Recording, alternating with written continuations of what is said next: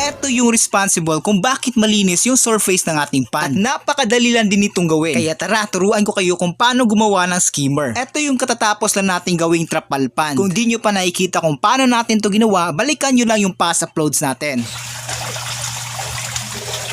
Ito yung nagsisilbing temporary skimmer sa pan na to. Yung problema, di lang mga dumi yung nakukuha, pati yung mga koi food. Sayang din naman yung mga koi food kung mahihigop lang. Kaya gagawa tayo ngayon ng DIY skimmer.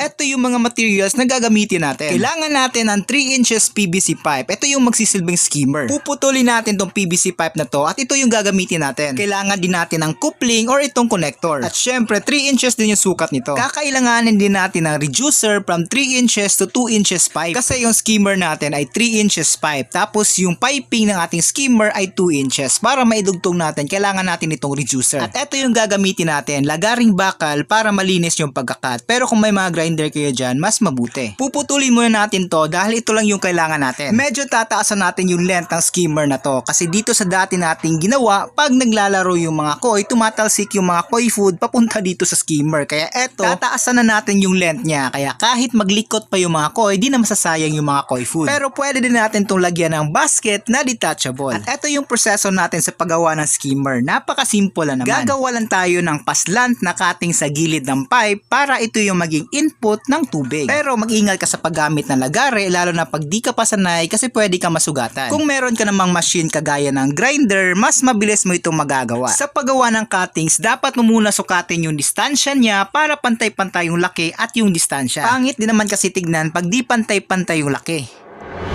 Eto na yung natapos natin. Malinis siyang tignan at sakto lang yung laki ng mga butas. Sakto lang na mahigop niya yung mga dumi kagaya ng mga oil at mga alikabok na lumulutang sa surface ng pan. Ganito yung itsura niya pag naikabitan natin yung coupling. Mas mahaba na yung length ng skimmer na ginawa natin para pag naglaro yung mga koi ay di na makakapasok or di na matatapon paloob yung mga koi food. Lalo na pag malalaki na yung mga koi, tumatalsik talaga yung mga koi food.